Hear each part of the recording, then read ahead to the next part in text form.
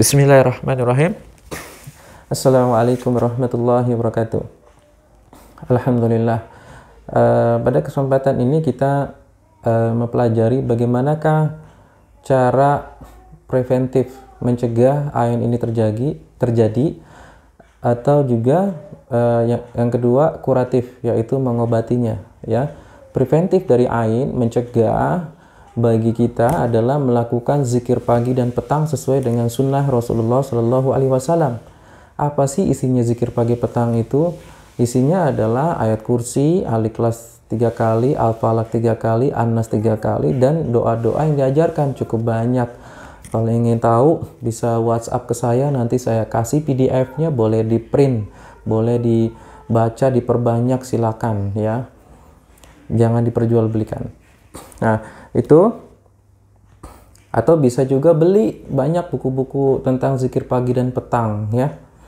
Saya biasanya beli karangannya Syekh Syahid bin Ali Waf Al-Qahtani ya, itu cari warnanya kuning ya, ada yang kuning ada yang biru. Nah, zikir pagi dan petang kita jaga sebagai preventif agar kita tidak menjadi korban ain ya. Pagi pada subuh kita baca sampai waktu duha boleh kita baca. Kalau sore petang pada asar kita baca sampai maghrib. Kalau lupa gimana sampai malam, boleh saja dibaca malam hari.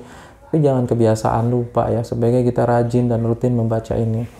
Lalu bentengi pula dengan zikrullah, memperbanyak zikir di perjalanan, zikir istighfar ya, preventifnya seperti itu. Terus kita jangan suka memamerkan sesuatu. Nah, ini yang berbahaya ya. Budaya pamer ini subhanallah merajalela dengan adanya medsos, internet yang teknologi yang sangat luar biasa saat ini ya. Hampir semua orang jadinya sering pamer, suka memamerkan diri, ingin terkenal, ingin banyak like ya, banyak subscriber ya, seperti itu. Jadi foto selfie yang menampilkan wajah semua ya, tujuannya hanya untuk memamerkan, itu bisa menimbulkan hasad ya, orang yang tidak suka, orang yang atau mengagumi berlebihan, sehingga nanti antum bisa terkena penyakit ain, bisa terkena hasad dari orang-orang yang melihat di medsos. Maka jaga postingannya, kira-kira postingannya ini ada manfaatnya nggak, ada mengajak sesuatu nggak. Kalau kita bikin video nih seperti ini, saya sebenarnya kan sudah cukup lama terjun di dunia ruqyah syariah, tapi baru kali ini saya bikin video karena menurut saya ini penting untuk di share ya, tidak mencari popularitas, karena sudah banyak ruqyah yang terkenal dan itu bagus, mereka insya Allah bagus. Selama syar'i, ikuti, pelajari dari mereka, lebih bagus lagi. Nah, Bapak Ibu, jaga diri kita, keluarga kita. Jangan biarkan istrinya, jangan biarkan anaknya atau suaminya suka pamer, selfie, posting di media sosial, apalagi auratnya terbuka, ya jangan ya. Karena kebiasaan ini tidak bagus, tidak baik, bahkan bisa menjadi terlemparnya ain atau hasad ya. Nah, seperti itu. Boleh kita posting foto ada tujuan mengajak suatu hal yang baik, misalnya boleh ya, mengajak Jumat berkah misalnya ya, bikin video atau foto mengajak Jumat berkah, mengajak sedekah yatim, mengajak untuk bangunan masjid gitu ya, itu nggak masalah, nggak apa-apa, ada tujuan-tujuan baik mengajak ke umat. Nah, ini boleh-boleh saja gitu ya, tapi kalau tidak ada maka sebaiknya dihindari. Ini sebagai dari preventif agar tidak terkena menjadi korban ain. Lalu bagaimana supaya kita tidak menjadi pelempar ain, supaya kita ini manusia ya, lemah iman, ada kekurangan, kita melihat ada kelebihan orang lain, kelebihan harta atau kelebihan apa yang kita inginkan, ada rasa iri, ya, dengki, sehingga kita ingin memiliki. Nah, ini ada hasad. Hasad itu bahaya. Hasad itu ada keinginan dari seseorang ya, dia sampai menginginkan nikmat yang diberikan oleh Allah pada saudaranya, dia mengingat itu terjadi pada dirinya, sedangkan saudaranya hancur. Nah, ini hasad, ini bahaya sekali. Maka bagaimana caranya? Berdoa yang diajarkan oleh Rasulullah SAW. Berdoa, ya Allah, karuniakanlah keberkahan kepada saudara kami yang Engkau berikan nikmatnya, dan karuniakanlah keberkahan juga kepadaku. Nah, boleh kita berdoa seperti itu. Jadi berdoa pakai bahasa Indonesia boleh. Yang paling utama untuk menghindari hasad ain adalah berdoa keberkahan. Berdoa keberkahan untuk orang yang kita kagumi, kita ada dengki terhadap dia, ya, keberkahan untuk dia kita doakan, dan juga kita doakan keberkahan juga untuk diri kita, gitu ya. Ini boleh, karena doa-doa keberkahan ini bisa memutuskan tali ain, bisa tidak jadi menjadi pelempar ain, gitu ya. Jadi dengkinya ditahan, ya. Lintasan batin lewat, langsung berdoa, barakallahu fiik, ya Allah berkahi dia si fulan, ya Allah berkahilah diri hamba, ya Allah jangan biarkan ada hasad di hati hamba, jangan biarkan ada ain yang terlempar kepadanya atau terlempar pada diri hamba. Nah, ini jadi preventifnya seperti itu. Dan berikutnya kuratif. Bagaimana kalau korban ainnya sudah terjadi, orang yang sudah terkena ain, bagaimana cara mengobatinya? Cara mengobatinya yang pertama yaitu mengambil bekas dari air wudhu, bekas wudhu, sebagaimana yang dicontohkan di hadis Rasulullah SAW ketika sahabatnya Sahal terkena penyakit ain, didiagnosa oleh beliau.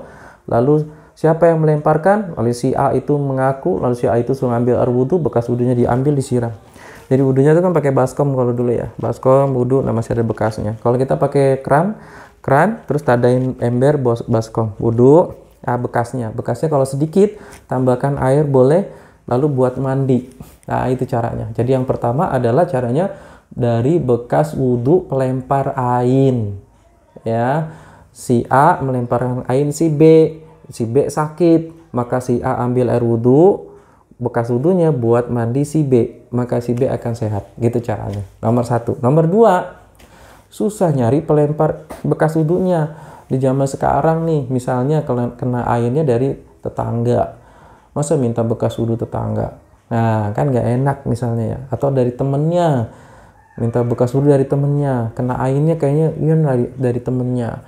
Atau, nah ini gimana caranya?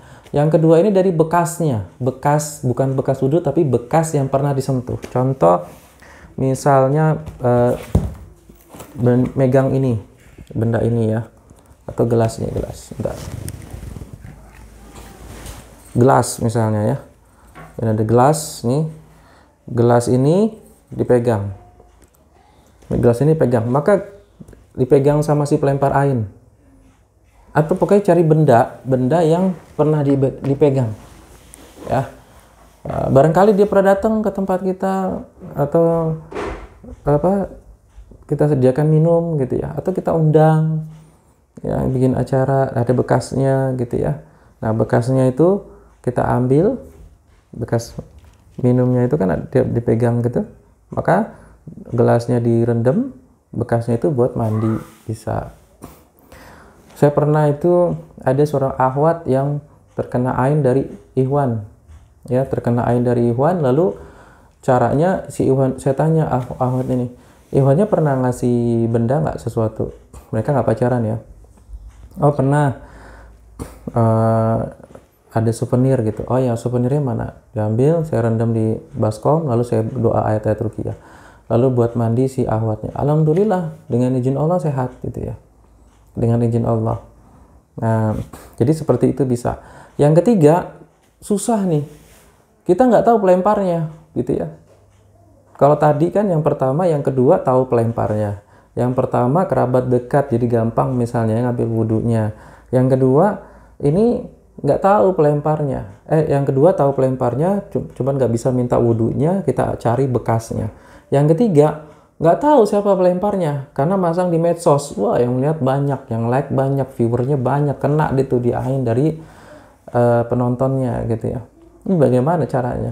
Maka cara ketiga ini yaitu berdoa kepada Allah. Ya, ini juga ada dalam kitabnya Syekh Muhammad Abdullah As-Sadhan dan beberapa kitab-kitab para peruqyah senior ya, para ulama. Berdoa, air di ruqyah air, bacakan ayat-ayat ruqyah. Saya sarankan ditambahi dengan bacaan zikir. Kalau antum melakukan terapinya pagi, zikir pagi. Kalau antum melakukan ruqyahnya sore, zikir sore gitu. Lalu tambahkan ayat ruqyah, Al-Fatihah, dan boleh surat Al-Mulk yang ditiupkan. Lalu buat minum dan mandi. Jadi bikin airnya 2 boleh, air minum sama air buat mandi, ditiup lalu buat minum sama buat mandi. Insyaallah bisa sehat ya. Saya doakan semoga antum yang saat ini sedang sakit, semoga Allah insyaallah berikan kesehatan, kebahagiaan untuk antum semua sekeluarga. Amin ya Rabb. Pastikan ikhtiar antum, ikhtiar kita semua dalam meraih kesembuhan berada di jalannya Allah. Tidak ada kesyirikan. Assalamualaikum warahmatullahi wabarakatuh.